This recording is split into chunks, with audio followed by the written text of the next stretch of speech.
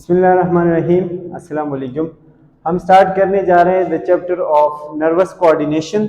Nervous coordination जो है बहुत ही एक कम्प्लेक्स टॉपिक है। इसमें बहुत सारी चीज़ें हैं जो कि हर किसी को समझना ज़रूरी है। स्पेशली जो मेडिकल के स्टूडेंट्स होते हैं उनको ये ज़्यादा समझना होता है, क्योंकि इसमें चीज़ें ऐसी हैं जो कि हेल्थ से रिलेटेड है ज़्यादातर, और हमारी बॉडी जहाँ से कंट्रोल है, जितना हमारे ऑर्गन्स काम करते हैं, जिस तरीके से काम करते हैं, वो सारे नर्वस कोऑर्डिनेशन में आते हैं। नर्वस कोऑर्डिनेशन में आपको दो नाम नजर आएंगे, एक है नर्वस, एक है कोऑर्डिनेशन। नर्वस कोऑर्डिनेशन पे जाने से पहले आपको कोऑर्डिनेशन का मतलब समझना होगा कि कोऑर्डिनेशन क्या चीज़ है, फिर हम उसके बाद नर्वस कोऑर्डिनेशन पढ़ेंगे।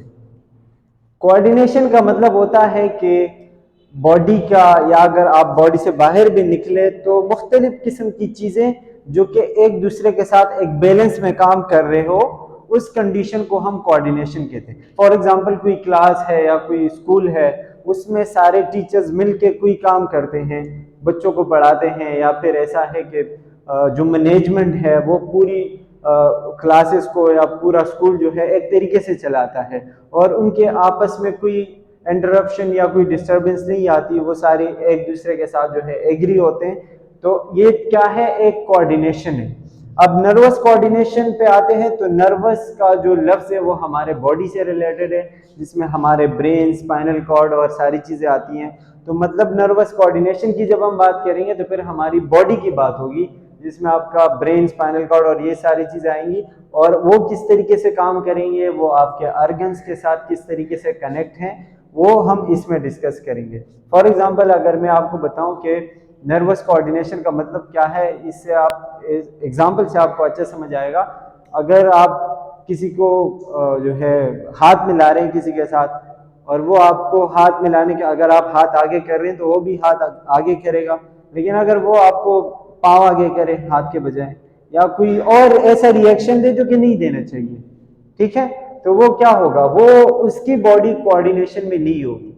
तो कोऑर्डिनेशन का मतलब क्या होगा कि the ability of a body या द कम्युनिकेशन ऑफ ऑर्गन्स, जो कि सिग्नल के जरिए होते हैं बॉडी के ऑर्गन्स के दरमियान, ठीक है, इलेक्ट्रिकल सिग्नल के जरिए, उसको हम क्या कहते हैं, नर्वस कोऑर्डिनेशन। इसमें मैं डेफिनेशन वगैरह नहीं लिख रहा, वो आप बुक से देख सकते हैं।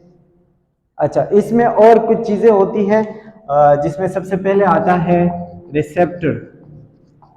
रिसेप्टर का मतलब क्या होता है, रिसेप्टर हम कहते हैं किसी भी चीज को महसूस करने वाली जो एबिलिटी है, जो चीज मौजूद है हमारे बॉडी के अंदर, उसको हम क्या कहते हैं, रिसेप्टर कहते हैं। फॉर एग्जांपल हमारे स्किन के ऊपर बहुत सारे रिसेप्टर है, हमारे इंटरनल बॉडी के अंदर बहुत सारे रिसेप्टर है, वो मैं आपको आगे बताऊंगा। इसमें आप कह सकते हो कि फील द स्टिमुलस, जो स्टिमुलस आएगा वो फील करेगा। अब स्टिमुलस और रिसेप्टर के दरमियान आपको फर्क पता होना चाहिए।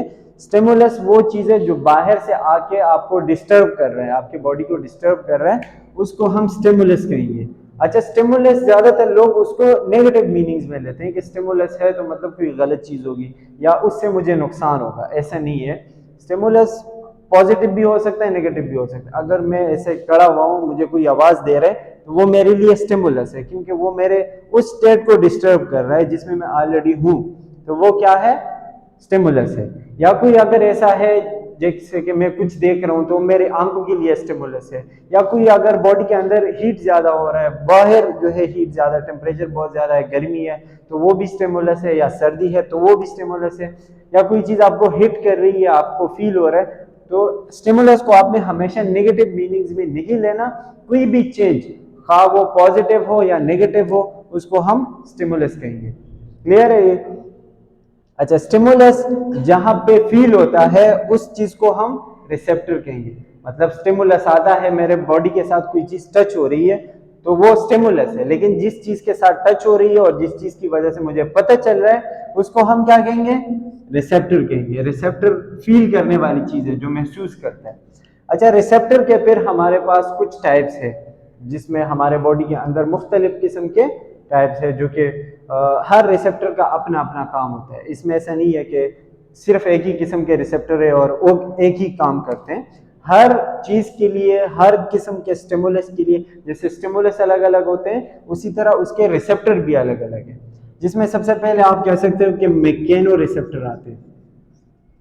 मैकेनो रिसेप्टर में आप जो है क्या चीज़ देखते हो, वो आपको प्रेशर का फील कराते हैं, आपके ऊपर, आपके बॉडी के ऊपर प्रेशर पड़ रहा है, आप स्ट्रेचिंग वगैरह कर रहे हैं, या आपके स्किन के ऊपर जो चीज़ आपको फील होती है, ठीक है, ये क्या है, मैकेनो रिसेप्टर की वजह से हमें फील हो रहा है। इसमें आप प्रेशर या फिर साउंड भी आ सकता है, ठीक है, हम जो सुनते हैं तो वो भी मैकेनो रिसेप्टर में आता है, या मतलब जो स्टिमुलस है साउंड का वो आप मैकेनो रिसेप्टर के जरिए फील करते हो।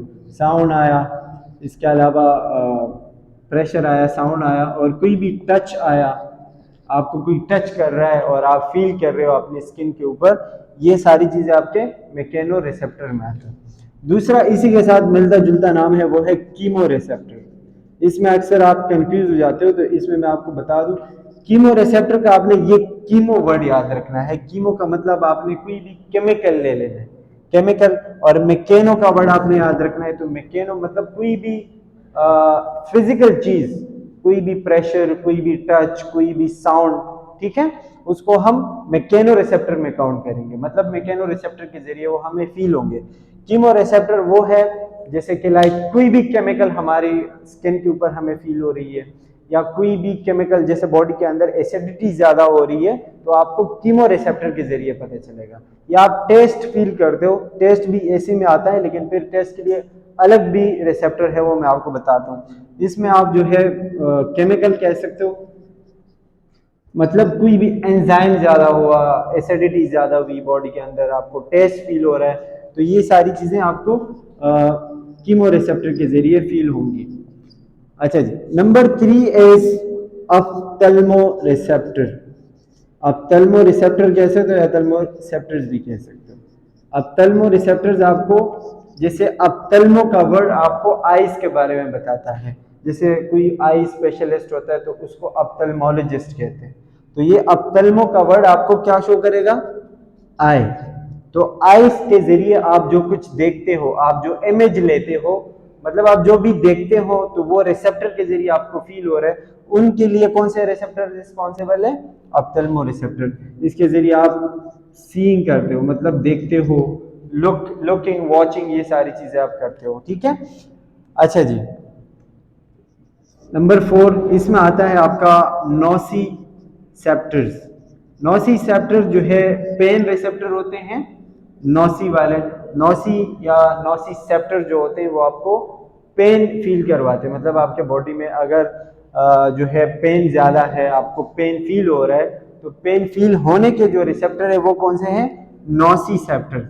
ये आपको पेन का बताएंगे कि पेन आपको जहां पे फील होगा वो नोसिसेप्टर है। अच्छा, इसके अलावा है थर्मो। थर्मो का वर्ड आपको क्या शो करता है, थर्मो रिसेप्टर्स, ये आपको शो करता है टेम्परेचर। तो अगर बाहर टेम्परेचर गर्म हो रहा है या कोल्ड हो रहा है, मतलब गर्मी सर्दी आपको फील करने के लिए ये वाले रिसेप्टर है। तो ये आपको क्या शो करता है या क्या फील कराते हैं, टेम्परेचर। अच्छा, इसके अलावा जो मैंने आपको बताया कि टेस्ट के लिए स्पेशल रिसेप्टर है, उसको हम कहते हैं गस्टेटरी रिसेप्टर्स। गस्टेटरी रिसेप्टर्स जो है वो स्पेशली फॉर टेस्ट होते हैं। मतलब जो भी आपको टेस्ट का पता चलेगा ये आपके टंग के ऊपर मौजूद होते हैं। तो गस्टेटरी रिसेप्टर आपको टेस्ट का बताएगा। अब इसमें कीमो रिसेप्टर में और गस्टेटरी रिसेप्टर में फर्क क्या है, बहुत कम फर्क है कि कीमो रिसेप्टर आपको किसी दूसरे केमिकल का भी बता सकते हैं, किसी एसिड का, या कोई और बॉडी के अंदर कुछ रिलीज हो रहा है, कोई भी केमिकल, कोई हार्मोन रिलीज हो रहा है, एनीथिंग, अगर वो रिलीज हो रहा है तो आपको कीमो रिसेप्टर जो है वो एक्टिवेट होंगे, ब्रेन को पता चलेगा कि कोई चीज ज्यादा हो रही है। उसमें टेस्ट भी आ सकता है, लेकिन ओनली जो टेस्ट के लिए है वो कौन से, गस्टेटरी रिसेप्टर, और ये आपके टंग के ऊपर मौजूद है। अच्छा जी, अब इसके अलावा जो ये सारी चीजें होती है वो होती है थ्रू न्यूरॉन, के न्यूरॉन जो है वो किस तरीके से काम करते हैं, और इसका जो मेन फंक्शनल यूनिट है, जैसे हमारी बॉडी सेल से बनती है, तो इस तरह जो नर्वस सिस्टम है वो आपके न्यूरॉन्स पर मुश्तमिल है, न्यूरॉन से बनता है। जैसे न्यूरॉन का अगर आप डेफिनेशन करते हो तो हम कहते हैं the structural and functional unit of nervous system, कि नर्वस सिस्टम जिन चीज़ों से बना हुआ है, जिस तरीके से वो काम करते हो, उसका जो बुनियाद है वो है न्यूरॉन्स। तो आगे हम अभी न्यूरॉन पढ़ेंगे। अच्छा जी, आज हम पढ़ेंगे स्ट्रक्चर ऑफ न्यूरॉन। इससे पहले हमने नर्वस कोऑर्डिनेशन के बारे में पढ़ा, जो भी चीज़ें मतलब बेसिक चीज़ें थे वो हमने पढ़ी।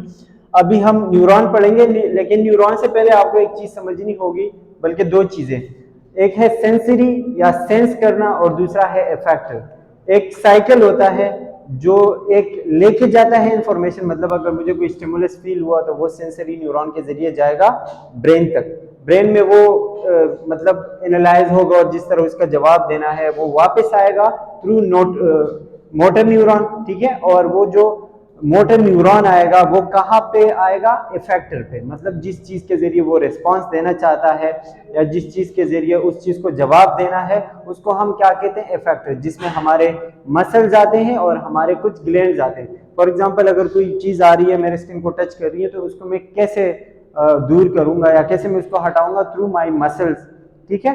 तो ये है आपके इफेक्टर। इसके अलावा आपके बॉडी के अंदर कुछ ग्लैंड्स होते हैं, मतलब इफेक्टर के अंदर आपके दो चीजें आ सकती हैं, एक होगा ग्लैंड और दूसरा होगा मसल।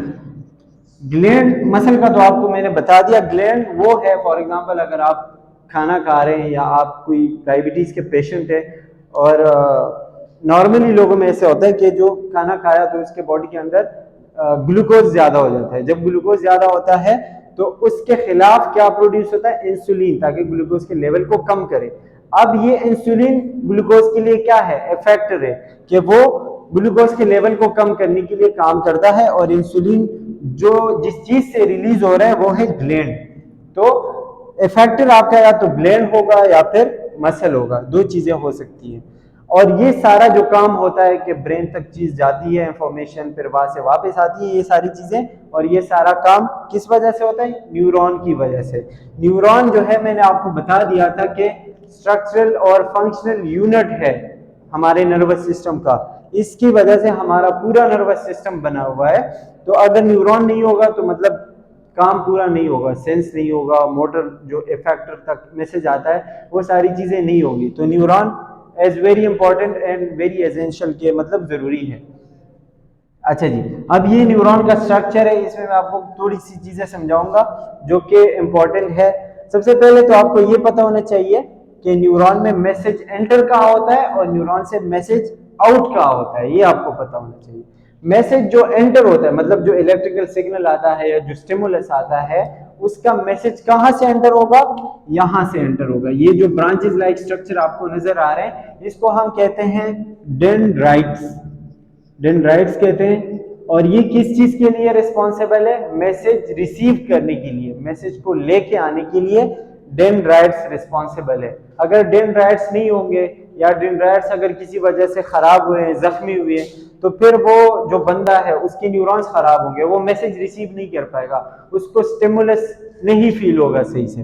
तो डेंड्राइट्स क्या काम करते हैं, मैसेज को रिसीव करते हैं। जैसे ही मैसेज रिसीव होता है वो यहाँ आएगा, अंदर सेल बॉडी के अंदर आएगा, सेल बॉडी में से एक चक्कर लगा के वो आगे जाता है। सेल बॉडी जो है थोड़ा सा इंटीग्रेशन करता है, मतलब उस चीज को एक रास्ता दिखाता है कि आगे आपने कैसे जाना है, उसको एनालाइज करके आगे जाना है। आगे जो है, अच्छा इसको हम क्या कहते हैं, सेल बॉडी कहते हैं, सेल बॉडी कहेंगे। सेल बॉडी में इसका जो है ये न्यूक्लियस है, जैसे हर सेल के अंदर होता है ये न्यूक्लियस, और ये सेल बॉडी, इसके अंदर भी वही सारी चीजें होती हैं जो कि एक आम सेल के अंदर है, जैसे एंडोप्लाज्मिक रेटिकुलम, माइटोकॉन्ड्रिया, वो सारी चीजें इसके अंदर मौजूद है। अच्छा एक और बात, इसका जो सेल मेम्ब्रेन है, इसको हम सेल मेम्ब्रेन भी कह सकते हैं या फिर हम इसको एक और नाम कहते हैं न्यूरोलीमा। इसको हम क्या कहते हैं, न्यूरोलीमा कहते हैं। मतलब the cell membrane of any neuron is called neurilemma, ठीक है। इसका जो मतलब सेल मेम्ब्रेन है, उसको आप इसको जस्ट सेल मेम्ब्रेन भी कह सकते हैं। अच्छा जी, इसके सेल मेम्ब्रेन से या इसके जो सेल बॉडी है, यहाँ से ये जो रास्ता निकल रहा है इस तरह, इसको हम कहते हैं एक्सॉन। क्या कहते हैं, एक्सॉन कहते हैं। और ये जो एक्सॉन के बाहर जो शाखे आ रही है, इसको हम कहते हैं एक्सॉन टर्मिनल्स, मतलब यहाँ पे एक्सॉन खत्म हो रहा है तो इसको हम एक्सॉन टर्मिनल कहेंगे। एक्सॉन, ये जो पूरी लाइन है, ये जो रास्ता है, इसको एक्सॉन कहेंगे। जहाँ पे ये खत्म हो रहा है उसको हम एक्सॉन टर्मिनल कहेंगे। अच्छा, अब ये जो मैंने आपको बताया कि इंफॉर्मेशन यहाँ पे आता है और यहाँ से इंटीग्रेट होके इस तरह जाएगा, ठीक है, एक्सॉन के जरिए दूसरे न्यूरॉन तक जाएगा। तो यहाँ पे इंफॉर्मेशन आया, फिर यहाँ जाएगा, तो इस कंडीशन को या इस चीज को हम एक्सॉन कहते हैं। अब इसमें और भी कुछ चीजें हैं, जैसे कि ये आपको ये चीज जो नजर आ रही है ये वाली, इसको हम कहते हैं माइलिन शीट। कोई माइलिन शीट भी कहता है, वो प्रोनाउंसिएशन अलग चीज है, माइलिन शीट आप कह सकते हो। और ये जो माइलिन शीट प्रोड्यूस होता है, यहाँ इसके अंदर यहाँ पे कुछ सेल्स होते हैं, यहाँ उसको हम कहते हैं श्वान सेल्स, श्वान सेल्स कहते हैं। और श्वान सेल्स का काम क्या है? माइलिन शीट को प्रोड्यूस करना। कहाँ पे? Only in PNS. देखो पीएनएस के अंदर कौन से सेल्स मौजूद है? श्वान सेल्स मौजूद है, और वो क्या काम करते हैं? माइलिन शीट को प्रोड्यूस करते हैं। सीएनएस के अंदर फिर ये कहानी थोड़ी अलग है, वो मैं आपको बताऊंगा। अच्छा, ये माइलिन शीट किसने प्रोड्यूस किया? श्वान सेल्स ने। लेकिन बात इसमें पॉइंट क्या है, अक्सर टेस्ट में भी सवाल पूछे जाते हैं कि श्वान सेल्स के जरिए, श्वान सेल्स याद रखना है। और माइलिन शीट मौजूद कहाँ पे है? पीएनएस में। सीएनएस में माइलिन शीट नहीं होता, मतलब सीएनएस के जो न्यूरॉन होते हैं वहां पे उसके ऊपर माइलिन शीट मौजूद नहीं होता, उसको हम अनमाइलिनेटेड न्यूरॉन्स कहते हैं। और इसको माइलिनेटेड कहते हैं क्योंकि इसके ऊपर न्यूरॉन मौजूद है। अच्छा, माइलिन शीट मौजूद है, सॉरी। ये आगे जाता है, और इस माइलिन शीट का काम क्या है ये आपको पता होना चाहिए। मतलब ये ऐसे नहीं लगा हुआ कि सीएनएस में नहीं है और यहाँ पे है, तो इसका कोई काम होगा इसलिए यहाँ पे है। कोई मुझे बता सकता है? एनीवन? मैसेज को जल्दी ट्रांसफर, गुड। लेकिन इसमें ऐसा क्या है कि मैसेज को जल्दी ट्रांसफर करते हैं? केमिकल्स नहीं, ये जो है एज अ इंसुलेटिंग मटेरियल काम करता है। इंसुलेटर पता है? Insulating material. इंसुलेटर का मतलब होता है हर वो चीज जिससे करंट आगे पास नहीं होता। उस जैसे प्लास्टिक है, उसको हम या कोई भी चीज जिससे आगे करंट नहीं पास हो रहा, उसको हम इंसुलेटर कहते हैं। तो ये इंसुलेटिंग मटेरियल है। अब यहाँ पे इसका काम क्या है कि जैसे ही करंट यहाँ पे आता है तो ये इसको इधर उधर नहीं जाने देता, बल्कि सीधा एक रास्ता इसको प्रोवाइड करते हैं कि आपने ऐसे ही जाना है। बाकी जो सीएनएस में माइलिन शीट नहीं होता, तो उसके अंदर जो सिग्नल जाते हैं वो ऐसे ऐसे जाते, मतलब वो क्या करते हैं कि पूरे ब्रेन में फैल जाते हैं, और पूरे ब्रेन से जो है, क्योंकि ब्रेन हमारा सेंट्रल नर्वस सिस्टम है, तो वहां से फिर किस तरह जवाब देना है, पूरा ब्रेन उसको इंटीग्रेट करके आगे फॉरवर्ड कर देते हैं।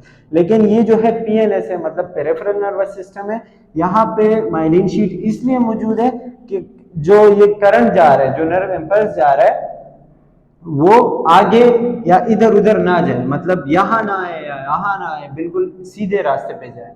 अच्छा, इसमें ये जो माइलिन शीट है मैंने आपको बता दिया श्वान सेल्स के जरिए प्रोड्यूस होता है। श्वान सेल्स एक्सॉन में ही मौजूद है और वो माइलिन शीट प्रोड्यूस करते हैं। इसमें एक और चीज है, ये जो खाली स्पेस आपको नजर आ रहा है, ये मतलब दो माइलिन शीट के दरमियान जो खाली स्पेस है यहाँ पे, इसको हम कहते हैं नोड्स ऑफ रेन व्हील। आप प्रोनाउंस कैसे भी कह लो, ये रेन व्हील इसलिए कहते हैं क्योंकि एक साइंटिस्ट था जो इसने डिस्कवर किया था, तो इसने अपना नाम दे दिया। इसका काम क्या है? जैसे मैंने आपको बता दिया कि माइलिन शीट इलेक्ट्रिकल इंपल्स को ऐसे या ऐसे जाने नहीं देगा, वो उसको एक सीधे रास्ते पे लाएगा। तो इसमें आपने ये बात याद रखनी है कि जैसे ही ये न्यूरॉन यहाँ पे आता है, या जो इलेक्ट्रिकल सिग्नल है यहाँ पे आता है, तो ये इसके ऊपर से जाएगा, ठीक है। तो जैसे ही ये यहाँ आता है तो आगे क्या है? माइलिन शीट है, तो इसके आगे तो नहीं जाएगा ना करंट, क्योंकि इंसुलेटर है। तो यहाँ से वो जंप करके यहाँ आता है, फिर यहाँ से जंप करके यहाँ आता है, यहाँ, ठीक है। और यहाँ से जंप करके, मतलब ये जंप वाइज चलता है। ये जो इलेक्ट्रिकल इम्पल्स होता है पीएनएस में, मैं पीएनएस की बात कर रहा हूँ, ये याद रखें। यहाँ पे ये जो नर्व ट्रांसमिशन है ये जंप वाइज चलता है, और इस जंपिंग कंडीशन को हम कहते हैं साल्टेटरी कंडक्शन। साल्टेटरी कंडक्शन कि इसमें क्या होता है कि जंप करके जाता है आगे, इसमें क्या कि जल्दी जल्दी वो मतलब जल्दी ट्रांसफर होता है। इसमें माइलिन शीट का भी यही रोल है कि वो इस चीज को आगे ट्रांसफर करने में तेज करता है, मतलब ज्यादा हेल्प करता है। ये है आपका न्यूरॉन। अच्छा, इसमें जैसे ही ये सिग्नल यहाँ पे पहुंच जाएगा तो ये एक्सॉन टर्मिनल है, इसके जरिए यहाँ यहाँ और यहाँ बाहर निकल जाएगा। अब आप मुझे बताएं, जैसे ही ये खत्म हुआ तो इसके आगे दूसरा न्यूरॉन होगा, तो दूसरे न्यूरॉन का यहाँ पे कौन सा पार्ट होगा?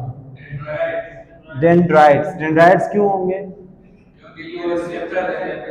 क्योंकि वो दूसरा जो न्यूरॉन है वो इस मैसेज को रिसीव करेगा, और रिसीव करने के लिए ये न्यूरॉन में कौन सा पार्ट है?